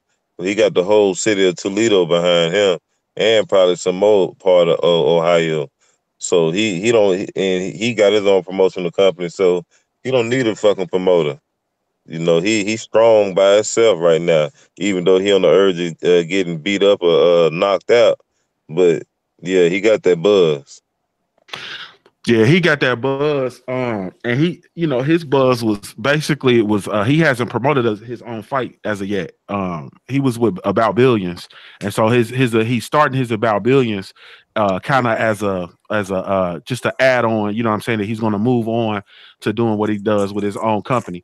And the thing about that, you know what I'm saying, too, though, is that those dudes, you know what I'm saying, they had street teams out. We know when those fights was coming, they was out hitting the streets. You know what I mean? Like, they was doing it like it's supposed to be done. The same stuff we talking about. They was doing it how it's supposed to be done. You know, people was going to the clubs, coming out from the clubs, and it was a boxing flyer, you know what I'm saying, on their windshield. Like, they was out there getting it. Or whatever. And the build up was, I mean, it was a monster. You know what I mean? Calling Bunny's dad to get tickets. I mean, his dad was out there pushing tickets. You know, his uncle, his team, like everybody. So, I mean, I think once again that's just a formula for these fighters to be able to break away from these promoters, because it's definitely possible. Yeah, it's definitely possible. Let me see here. It's doable. Oh yeah, Famous. We ain't heard from you in a minute. You still in there, family? Of course, I'm still in the building. Did you get a chance to see that Gloves Are Off episode with Anthony Joshua and Joseph Parker? I'm really not interested between those guys, man. To be honest, like I like Anthony Joshua and Joseph Parker, that fight, but it's like I'm not interested in them because they're not giving me what I want. But I do want to touch on the Bud Crawford, because if nobody don't know, man, I ain't put out a boxing video probably like 2 weeks, and I just put out a video on Crawford probably like 2-3 days ago, and he's one of my favorite fighters. So I'm gonna tell you off the rip, I appreciate what everybody's saying. I respect what everybody's saying, but I look at it like this. I got Terence Crawford on social media, so if he posts an Instagram story, I'm watching it. Anything he posts, I'm watching, for the simple fact that I admire his work ethic, his skills, his talent, everything he brings to the table. So as far as the situation, I don't feel sorry. I don't feel sorry for no grown man who put themselves in that position. But what I will say is he looked like a guy that he's not stressing. As much as we want him to grow and be his own man and break away from the chains of Bob Arum, he put himself in a situation. He got to get himself out. But at the same time, I just want to keep a positive mind and keep a positive outlet on what he's doing, because, a lot of talk. I don't know if he pay attention to social media and shit like that, but at the same time, it's like I want the best for him, and whatever he does, I hope he don't stay with Bob Arum. I'm not going to be the one that be like, damn, Bob Arum's jipping, because there's a lot of that going on, and he got a big fight going on. Like even right now, usually you'll see him post, some type of clips for the fans. He ain't doing it. I think he's taking this fight very serious with Jeff Horn, and I think he's just when the time happen, it'll happen. It'll be at the right time. He's happy, seem happy. Yeah, it looked like he's in a great space mentally. So that's how I feel about the situation with Bud Crawford. But as far as Anthony Joshua and Joseph Parker, I want to see how the UK fans respond to my man bronze bomber. I don't care about Anthony Joshua and Joseph Parker. If they fight, cool. Whoever wins, just get in the ring with Wilder, man. They both champions versus champions. Like I said, I want to see action. I want to see people talking. Oh, this fight might happen. I don't care. Like, that sucker shit to me. Like 78 always say, that's your fucking job. Get in the ring and give us what we want. We ain't tell you to we ain't put a gun in your head and say, yeah, fight. No, you signed up for it, so now give us what we want. If you're not giving us what we want, such as Keith Thurman, I don't talk about you. I don't care about you. You understand what I'm saying? And that's my piece on that. Yes, indeed. Santee Walton in the building. What's going on, family? What's up, brother? Man, I damn near had to tear down the damn door to get up in here, man. Man. Hey, Santee, I was waiting for like a good hour, but if you don't say that's how it is now, we done got so big, it's cracking. Hey, Santee, I love to see that profile picture you got, man. What is Ronald Neal, man. Every time you talk, boy, I just be tickled when I see Ronald Neal. That's funny. It's got to come raw. It's got to be for real, man. I had to strangle a motherfucker and kick down the door just to get up in here, man. Shit. I'm sitting right here listening and shit on the outside looking in. So somebody let me in this motherfucker, man. Hey, God damn it. Tell the people how they can follow you. Just the bottom line SW, man, on YouTube, man. I appreciate being in the presence of my brothers, man. Great videos, man. Great talks today, man. Listen to 78 today and in town and Trap House Boxing and my brother Questex. A lot of good talks, man. And it helped me get through the day. I'm actually still at work, man, but I had to get a piece of this, man. Absolutely. Well, jump in there, man. You done heard everything we talked about, man. I know you got some heat. Go ahead. Oh, no, I didn't hear the last subject y'all was talking about. I had to keep jumping back and forth. You know I'm on this damn Metro PTS phone, man. Oh, yeah, you on that grizzly. Did you get a chance to see the Gloves Are Off episode with Anthony Joshua and Joseph Parker? A piece of it, man. It was pretty boring, man. I don't have a short attention span as long as it's something I'm interested in, man. It wasn't enough trash talking to move me. The way I felt was it displayed more scared business of Anthony Joshua's demeanor towards Deontay Wilder. Mm-hmm. You know, I don't know what all this you stepped up and Wilder didn't step up type of business. I don't know what that means, especially when there's no facts out here to prove his case. You're just talking. And you got Eddie Hearns, one of the most slickest, greasiest people on the planet, man, setting it up with this 80% deal, man. And the way I feel about as far as with the 80% chance is there's no chance. It's to sell hope to some of these people out here that actually believe him. There are some dumb casuals out here that are sleeping up underneath of a rock that believe this charlatan. I'm not one of them. And as far as I feel is, as far as with Anthony Joshua, he truly believes he has to make as much money as he can possibly, because when that big ass frame go to sleep, man, it's going to be hilarious. When Deontay Wilder, man, knock this bodybuilder out, man, you're going to have something to laugh at for a long period of time, man. A long period of time. It's not going to look good. For all the frustrations, for all the games being played, for all the wolf tickets and lies, everything is going to muster up, and he is going to try to knock the dirt off of this guy, man. And it ain't going to look good. Hey, Santee, you know what's funny, right? Mm-hmm. When you could tell that all these boxing trainers and fighters, they all feel that Wilder gonna knock out Joshua. But this is what they do. They'll say, like, people ask them, oh, so what do you think about Wilder Joshua? Oh, I think Wilder's just too wild and blah, blah, blah. Like, oh, would you think they should fight next? No, I think Joshua should save Wilder for later. He should fight someone else. Wilder has a very devastating right hand. Wait a minute, that contradicts everything you just said. Right. Mm-hmm. In other words, I care more for your safety right now, other than to get hit over the head with this sledgehammer. And, right. and even down to the old funky peanut butter and jelly smelling dude, Big Baby Miller. Like that guy is disgusting, man. You think he would stop at this point after being outed, man? Like, this is filthy. Right. I mean, disgusting, man. Like, he looked like just some fat, funky, hating ass motherfucker, man. And I can't stand it. Every time I look at his face, I get mad, man. Every time I got to see him, because some jealous bullshit is getting ready to slide up out his mouth, man. And the most recent shit is what did he say recently? Somebody help me out. What did he say recently about Deontay Oh, he Wilder? said Ortiz is old. yeah, Ortiz is old. Ortiz old and his ass fat, man. So what's the difference? Hell, But he said before that he say that that Ortiz is gonna win the fight, and then he contradicts. See, I don't like people like that, and he's the type of dude that give people narratives to push. Like, oh, now you gonna write? He need to join the motherfucking YouTube community. He don't need to be a boxer. That's what he need to do because he contradicts himself like a bitch. He need to join Weight Watchers and shut his fat ass up, man. When he talking about Wilder. Matter of fact, I got a meal plan for you, baby Miller. I got a meal plan for you. He need to assume the position. He need to assume the position when he talking about Wilder. Assume the position at the back of the buffet line with his fat ass. Damn. Shut your mouth and your fat ass, boy. Damn. Let me tell you, man, Miller gonna fuck up, and he gonna have the whole American public against his ass if he don't ease up off Deontay Wilder real quick. Because he's speaking against the family, man. You don't ever side with. It's like the Corleone. You never side with them. He sided with the UK over the family, man. You know what I mean? Bottom line. But the thing is, if you listen to Big Baby interviews, he feel Wilder gonna beat Joshua, and he don't want Wilder to get to Joshua before him. And that's the thing. He hating. He don't want to see this dude be successful and all that kind of shit, man. I was listening to an interview with Big Baby Trainer. Big Baby Trainer was talking about how, Big Baby was like 16. He first started training him. He was like 310 pounds. And he was like, man, so he tried to trim him down. He said he got trimmed down, but he just wasn't the same. He didn't. So basically, this nigga can't fight, you know what I'm saying, below like 270 and shit. He can't fight.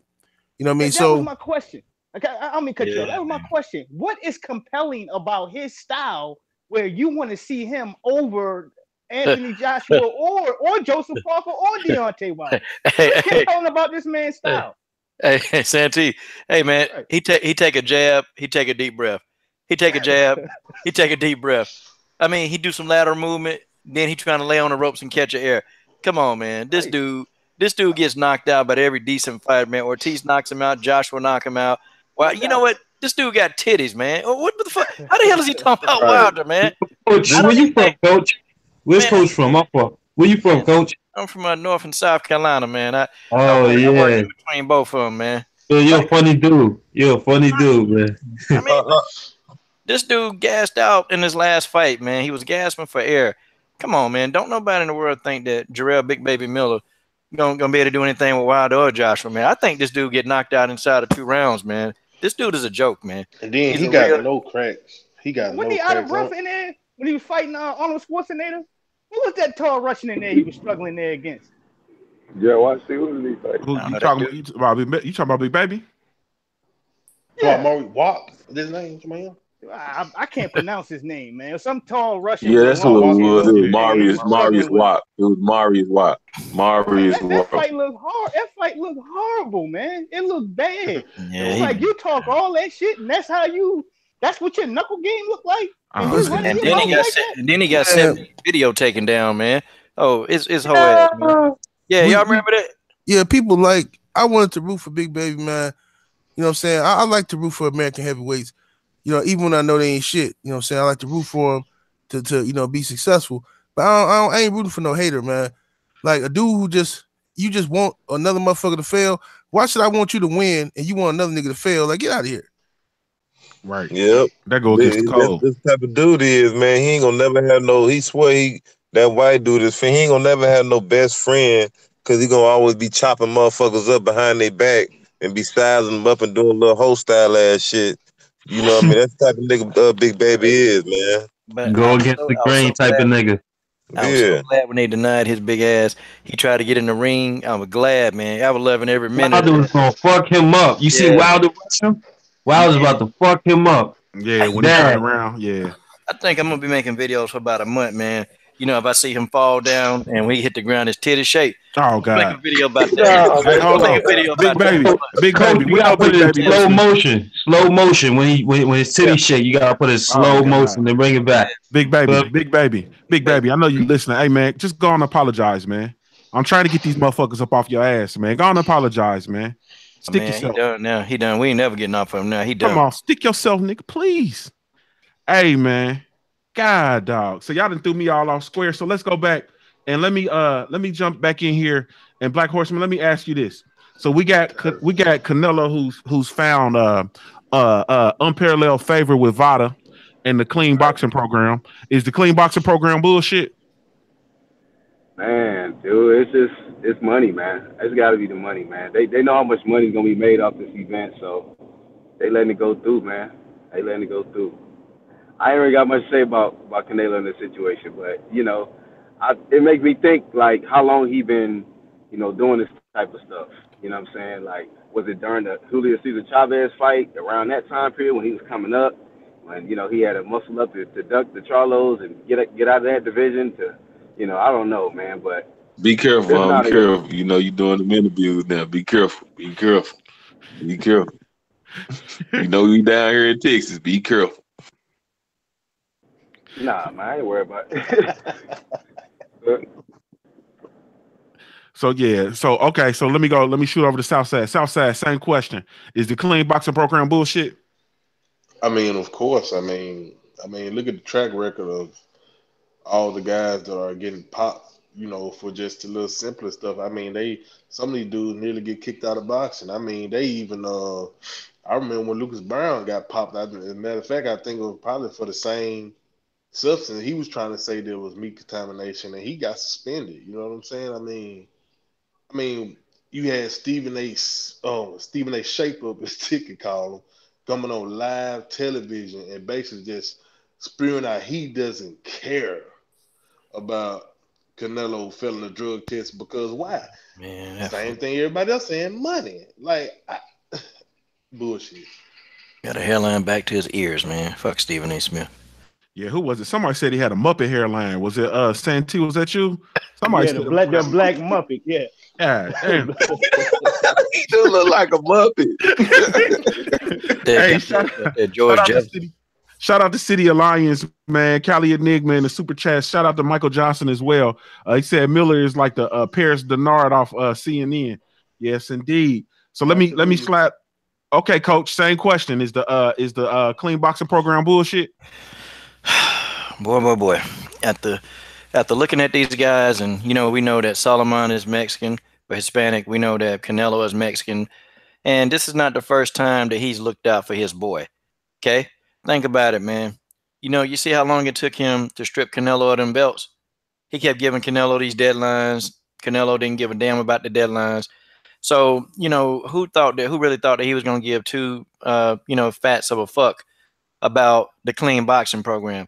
Clearly they don't, because guess what? He got a complete pass because they really bought the contaminated meat deal, and they go along with that narrative, and man, it's working for them. It's working.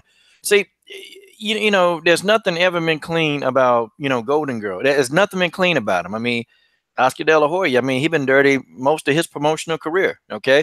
I mean, not only, did he wear the fishnets, the pantyhose, and he was doing all kind of crazy stuff. Man, the emails. I mean, all of that stuff playing, man. Look, the Hispanic community, the Mexican, man, they stick together. Do you know what would have happened to Mauricio Solomon if he would have actually suspended Canelo or did anything to him? I mean, do you guys know what would have happened? The repercussions? That fat bastard would have been out of a job, and that's another fat fuck, man. He'd have been out of a job. Okay? See, he wouldn't get those high priced, that expensive meat that he get to eat. He wouldn't get that no more. He wouldn't get that nice Canelo and Oscar money no more. See, that's done. Okay? The clean boxing program is a joke. And then you got Abel Sanchez, he got with his 15 necks and 5 asses. Of course, he co-signed it. Okay? Hey. Of course. Coach, we cracking up, man. Hey, somebody in the comment section, hey, Coach, they shocked that you cuss. They said, man, Coach be cussing like a motherfucker in the Smoke City. He be PG-13 on his platform. But no, because I don't have no children. Ain't no children following me on this, man. But, so that's why, man, I kind of keep it clean. A lot of my children, they follow me, man. So, I try not to cuss as much on there. But seriously, man. Do it for the children, Coach. Do it for the children. Okay, I'm going to keep it PG-13. Yeah, but, Abel Sanchez co-signing it. It's that whole group of them, man. It's that Mexican connection, man, where, if it had been Deontay Wilder or somebody, Or like Luis Ortiz, man, they threw the book at him for some blood pressure medicine. I mean, and I even got the audio, man. I gave it to Blood because I don't even want to let that audio. I want Blood to leak it out. Blood to do a better job. I called him, man, and I asked him. I said, "Yo, so why did Luis Ortiz get suspended?" And he said something to the line where Luis Ortiz violated the rules. And I said, "Well, didn't Canelo violate the rules?" The guy immediately told me. He said, "Oh, well, I don't really know much about what happened to Canelo." And I said, "Wait a minute, man. This is the WBC. How you don't know your biggest star?" And the guy kind of got quiet, man. You got to hear the audio, man. Blood gonna release that audio, man, soon. Yes, indeed. 503 Lion, I see you slid back in the building. I got the same question for you. On the heels of the Canelo situation and the favor he's found with VADA and the sanctioning bodies, is the clean boxing program bullshit? Can you hear me? Can you hear me, Ohio player? Yes, sir. I hear you. Okay. It's 100% horse shit, my friend. At the end of the day, a lot of people not really paying attention to this, bro, but Black Fight Fan can attest to this, man. Down here in Texas, bro, like, this ranching and cattle thing is serious, man. Like, Jay Prince got his own slaughterhouse. Canelo is a farmer, bro. He probably handpicked the dirty cow to put this shit in, man. And at the end of the day, man, they probably all in cahoots, man. They all probably down in Mexico, taking vacations with each other. Suleiman, Disabled Sanchez, Triple G, all of them, man. They all probably plotted on this shit, man. You never know, bro. And at the end of the day, man, they not gonna do nothing to Canelo, bro. If this would have been Charlo got hit with the steroid thing, man, he would have got he would have got X'd out, bro. And that's trio talk, man. And that's all I got to say on it, bro. Yes, indeed. Yes, indeed. Okay, come on with it, Black Fight Fan TV. Same question, bro. Is the clean boxing program BS? Yeah, man. I had to agree with the young homie 503 Line, man. I mean, I ain't big on calling. Y'all know I be working out. Dudes always talking about I'm on some, brother. This is how I am. I'm not on no steroid. I ain't never took no steroids or nothing like that. So I don't really go, you on the juice or nothing like that. But I mean, logic just tells me, just looking at Canelo and looking at his body, Canelo and knowing what clenbuterol is, Canelo took clenbuterol. And I'm gonna just be honest with you. Canelo have a mansion in America in San Diego, California, and he's made maybe $50 million in the past 2 or 3 years. When he goes to Guadalajara, Mexico, do you think that he is walking around eating the type of meat that's been contaminated with clenbuterol, or probably living in some kind of ranch or compound mafia that he probably is at odds with eating the best meat if he even in hanging out in Mexico? You understand what I'm saying? I'm just keeping it real. I don't really talk about Canelo that much because I'm not interested in Golden Boy, but I'm just being honest with you. I believe that Canelo have been on some kind of enhancement for a long time, not just clean, So with all that being said, it's just like, the WBC is like the homie said, it's a Mexican entity. And I mean, I ain't knocking the WBC for it. I'm gonna keep it with you. I'm not knocking them for taking over the sport. They've taken control of the sport, and like we just been sitting up here having conversations about us doing things. Terence Crawford taking control of his career. That seemed like we talking foreign when it come to us, but these people have taken control of the whole entire sport. And it's like, I mean, what do? We asking them to give up their biggest star. And they've already somewhat done it. That's why they got into an altercation with Canelo in the first place, because they forced him to give up the belt. And Canelo said, "Y'all gonna do me like that? To hell with y'all. I don't want y'all belt no more." And Mauricio get back into his good graces this entire time. We know this stuff. That's they stuff. You understand what I'm saying? What we need to do is just stop giving them any recognition. Stop recognizing this stuff. We know that if you asking me, it's some bullcrap. Yeah, it's some bullcrap. But that's they stuff, bro. Mm-hmm. I mean, yes, indeed. Yes. So 78. Let me come to you real quick. let me ask you this question. I'm gonna go off the docket here. I'm gonna go off the docket. So we've been talking about just what we can do to basically impact the sport and what we can do to actually raise popularity in the sport, and then also what can we do to make our imprint on the sport. What do you think the blueprint is? What can we do as fight fans primarily, and we're talking about that support the black fighters primarily? What can we do to have our own imprint and have our own piece? Well, I think what we gotta do first of all is as boxing fans, we gotta hold these fighters accountable to the job that they signed up for. I always say this, and it's the truth. This is the lifestyle that they chose. Okay, you know, it's just like it. Look, if Lil Johnny is running around the streets with a gun, selling dope, everybody telling him not to do it, that's the life he want to live. When Lil Johnny get killed, what we say? Man, you know, told him. Hey, we told him. All right, these fighters are choosing to become fighters. They're choosing. They training as children. They go into the gym. They fighting in the amateurs, winning trophies and shit like that. Then they become professionals. This is what's expected of you, is to do your job. When you are a champion, you're expected to fight other champions. You can't be saying, I'm not ready to fight this guy. It ain't the right time and all this other shit. So as fight fans, we got to hold them guys responsible. You know what I'm saying? And don't feel guilty about getting paid off their asses either. Because they taking money out of your pocket. They want you. They are attempting to pimp us. All right, these promoters and now fighters are actually telling you to your face that they're gonna fucking pimp you and shit. Oh well, this is what we're gonna do. We're gonna basically I could fight this guy right now, but if I fight him next year, it'd be worth more money because I could charge you more. And people are cool with that. Fans are defending that, like, yeah, that's smart. Like, it's smart for them, yes. It's not smart for you though. You know what I'm saying? You the consumer. It's not smart for you.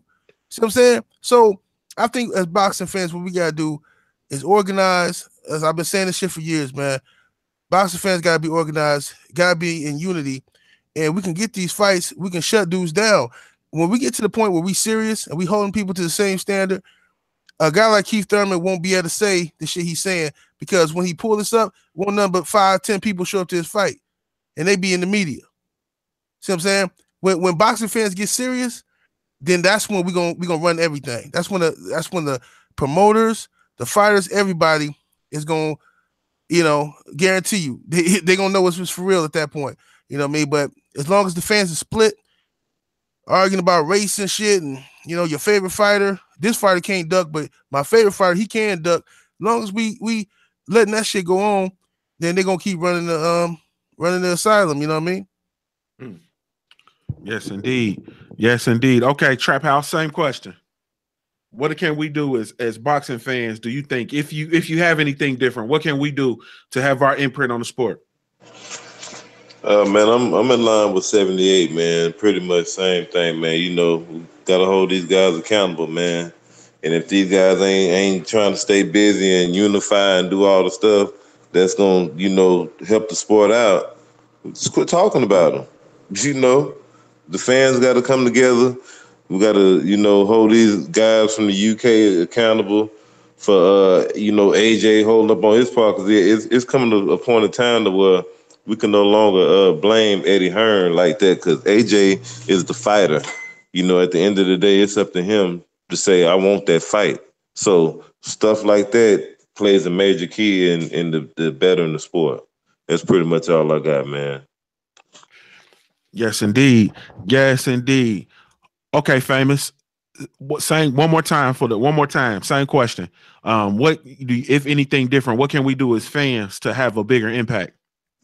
I mean, I'm in line with like Trap House said and 78 said, but what I think too, like before I even get into that, like you see how the LDBC is, build on the community, how we doing it now, as far as like you see how everybody here, they could agree and disagree. Just get more like-minded people together, because it's gonna be a hard and tough task to do that. Like you said, there's always gonna be somebody who try to infiltrate, or somebody who's gonna be the person that be like take the opposite view. But if you build, like, the community is getting bigger and bigger and bigger. So I say just keep like-minded people who's not flip-floppers. people who have the same we don't gotta agree on everything, but at the same time, you gotta have that personality trait. You can't be this way one day and that way next day, as far as like the fans holding people accountable pretty much. And I just said just keep building the community of LDBC up like you're doing.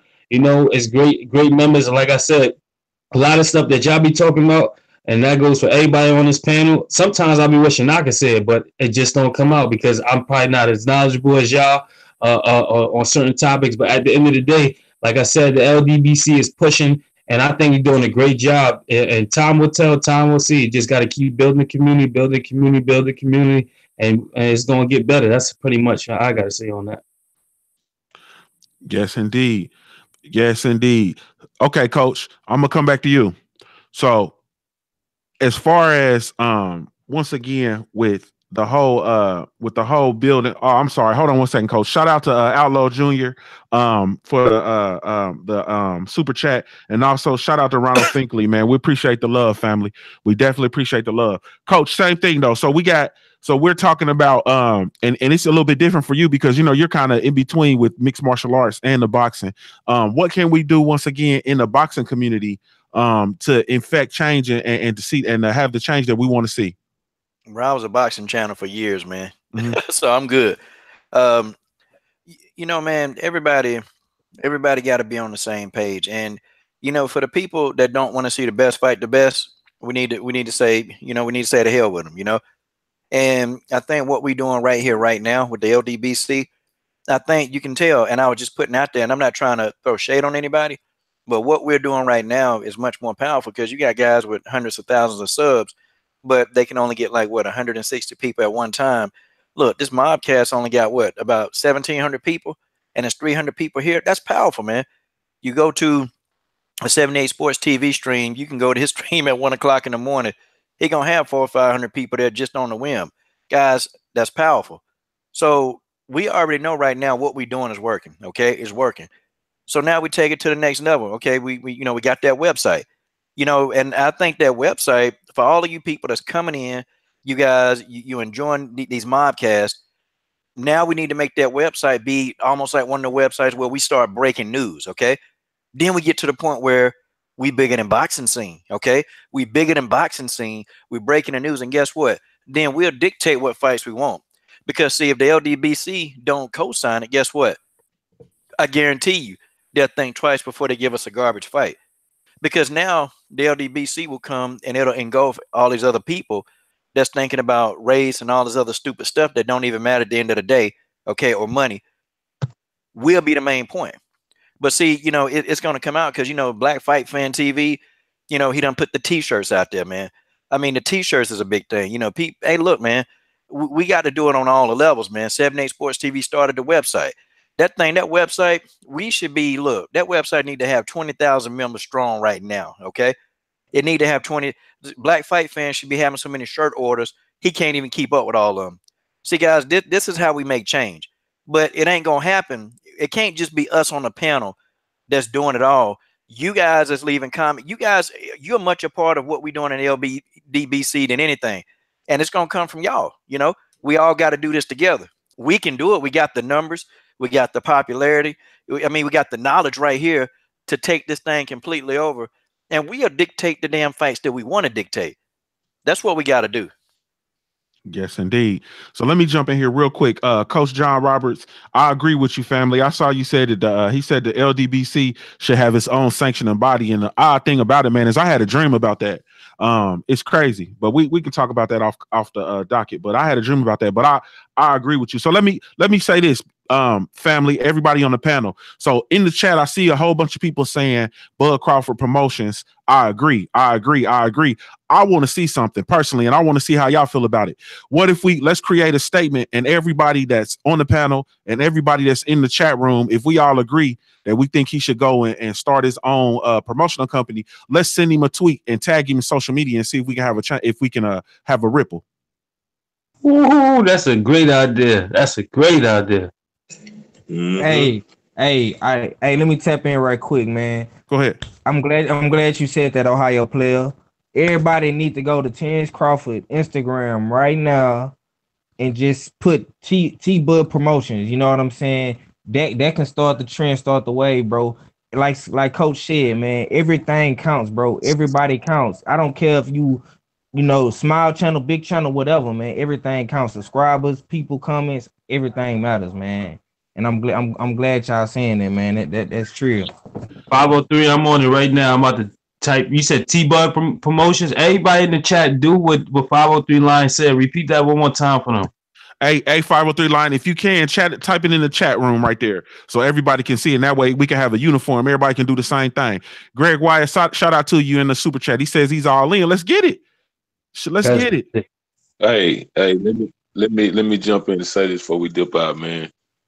I want to say, man, the most important thing that we were saying here tonight, as far as is in 78 and coach and every trap has to see is unified. A unified front is called the LDBC is called what we call a grassroots movement. 78 put it together and it built steam and it's growing and growing and growing and growing. And I want y'all to understand that it's Wednesday night. We got more people listening to us than a lot of these churches got. You understand what I'm saying?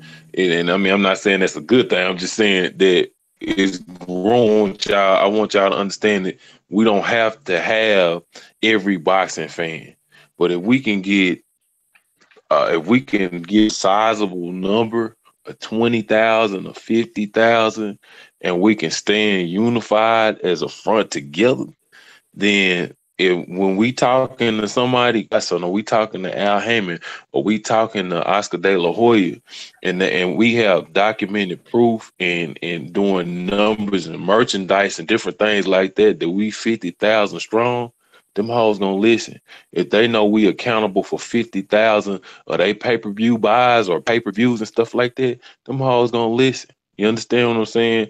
We just need to get more uniform, more structured, more organized. And we need to do that. We need to come together and make that our priority. That's the most important thing. We don't have to have all the boxing fans. We just need to have the people that keep it real, the family, the LDBC family. And we need to move like that. We need to move accordingly as a unit and all that, on the fence and all. Now, this is what we gonna do. This is what we want, and that's how we gonna get it. You dig what I'm saying? We're gonna get it, and we're gonna get it with the fist. We ain't gonna get it with the finger. We're gonna get it with the fist. You dig what I'm saying? Yes, indeed. And that's all I got to say. Yes, indeed. And Smack him right over top of the head. Yes, sir. Hit him right over top of the head. Yes, indeed. Cali Enigma, I see you in the chat, in the super chat. Shout out to you, family. Hold on, brothers. One more. And we had a Panther Punch. Shout out to you, man, in super chat. We appreciate you. Okay, go ahead, family. What you gonna say? Yeah, what I want to add to that as well is everybody here is making a concerted effort to be here and rather to state your case on your opinions about the sport of boxing, but to take out your personal time and to actually be here. Like a lot of you folks know, every Wednesday when this goes on, I'm at work. I'm still at work right now, but I appreciate just being around the brothers, man, and hearing folks chopping it up and having a good laugh or what have you. This. But in order for us to really be taken seriously, just like my brothers have already reiterated, I don't want to keep repeating what was said already, is fighters, these so-called promoters out here, some of them need to be held accountable. And when we make a move, we gotta make it to death. Everybody has to follow suit, man. There's a lot of people riding with the LDBC that has pride, man. A lot of love and respect for us, man. I don't think we should take it for granted. That's all I got to say. Yes, indeed. And my thing, man, that I want to reiterate is just that, to piggyback off everything that's being said, like, I want you guys that are in the chat room, I want you guys to understand that, like, this LDBC, it's a community, man. It's a family. It encompasses everybody. Maybe you don't have a channel that you put content on. You still a part of the community, man. You see what I'm saying? Just the fact that you're listening, your likes, your shares, your subscriptions, you know what I mean? And like when 78 goes live during the day, I know a lot of y'all are at work like me. I'm in my office, you know what I mean? And I'm plugging in, listening to the brothers. Like, I love that, man. I love that shit. And I love that it's a whole bunch of like-minded people, man, that are in love with the sport, you know what I mean? That have a common cause. You know what I'm saying? And that we just continue to just press forward. I love the fact that we can disagree and it's still all love. You know what I'm saying? Like, everybody on this panel then call Adrian Broner a faggot, and he's still my guy. You feel me? And I love that. I love that. You know what I'm saying? Like, I just love that stuff, or whatever. And I just really truly appreciate it. And I think that it's just important, man. I just want y'all to just understand that if indeed we gonna move, then whatever we gonna do, and we gonna do it collectively, man. And this movement is for real. It's real. While we talking about this now, everybody that's out there, I will be putting something together when Earl Spence come home. When it will be, the LDBC will be getting together in Dallas. I don't know who's gonna be up here from the actual group. I hadn't even put it in the text, but y'all got. I do want the LDBC to come together as a unit at that Dallas fight. The guys that can make it, you know. So reach out to me and let me know if you're gonna make it, if you're gonna be there, and we gonna link up before or after the fight. You know what I'm saying? And I would like our presence to be shown. I mean, if we can do that. Yes, indeed. Yes, indeed. So it's no need to any longer prolong this. So everybody get the hashtag. It was hashtag T-Bud. Was it T-Bud Promotions? Hashtag T-Bud Promotions. We're gonna go to social media, man. Let's blow social media up. I'll probably hit him up in all his social media platforms, man, and put that out there probably a couple times before I go to sleep. But let's go ahead and get out of here, man. Thank you guys so much for tuning in to an Epic Smoke City Mobcast presented by the LDBC, man. We want to encourage you guys to go over to the website www.ldbcsports.com. Create an account, man. Create an account. It is free. Greg Wyatt, shout out to the super chat. He said he's gonna drive up from San Antonio, Black Fight fan. And so we go over there, create an account, man, and let's get it on. We can have these conversations all throughout the day, all throughout the week. My fault. You was gonna say something, bro? Yeah, get me on Instagram at Black Fight Fan or email me at blackfightfantv@gmail.com. Yes, indeed. And so we want you to go over to the website, man, and get you a shirt. Matter of fact, get you 2 or 3 of them hoes, like Black Fight Fan TV say. And just go ahead, man, and let's get it in on that community, that platform over there, and let's just continue to press, man. Be sure to tune in every Wednesday, 9:00 p.m. Eastern Standard Time, to the Smoke City Mobcast, man, brought to you by the LDBC, Lions Den boxing community, in the words of 78 Sports TV. If you don't know, now you know. We thank you so much, man, and we're going to catch you again here real shortly. Joe, yes, sir. Man, can you take us out with that Mob City Mobcast song, man? That thing is tight, man. Come on, man. I got you, Coach. Let me find it. I wasn't ready. I wasn't ready. Man, I be playing that song. Cut that maze back on, then. Cut that maze back on. That maze is a problem, though, man. But we gonna let's get it. Let's get it. All right. Yeah, you put me. Hey, man, shit. We got to get some engineers up in here, man. We got to get that. You know what I mean? Hold on. Let's see if we can. I gotta make a song for the LDVC, man. Yeah, I was just about to say, man. Yeah, famous. Put us a track together, man. Put us a real track together, bro. Put us. Yeah. I just need, I want to do it clever, so I just need everybody name. I throw everybody name in that shit too. Hey, check out what Barbershop Conversation Fred said in the comment. He said hashtag LDBC on that T-Bud promotion too. Facts, yo, and I seen a couple people on Instagram putting it. I'm liking everybody comment I see with the T-Bud promotion. So if y'all go on there right now, y'all putting it, Famous Athletics gonna like it. You feel me? I'm gonna like the comment, so I know y'all doing it. So I'm checking too as well. So y'all stay safe. Everybody on the panel, appreciate y'all. Yes, indeed, man. Yes, indeed. Famous, can we get that song next week? Can we get this Next song week? this week, Yeah. famous? Can we get this? Yeah. Let's do it. I'm hyped. I'm ready for it. Let's I'm keep ready. in mind he's an artist and he's sensitive about his shit. Hey, the homie is savage. There it is. Hey, There it the is. homie gonna bring your back. Yes, There we go. Coach, I got you next week. I can't get this thing to work right, man. I got you next week. We're gonna get it all the way together, and then also we're gonna put it. You We're gonna talk offline. be doing better than that, man. Man, I know, man. I apologize, man. It's ugly out here, man. Junior, you need to get your jab right, man. Yeah, I gotta get my Hey, jab Ohio right. player, you gotta do better than that, Ohio player, baby. Come on with it. You got to see your phone track up there. Yeah, come on with it. All right, man. Thank you guys so much once again. This is the LDBC and the Smoke City MobCast signing off. We'll talk to you in a minute.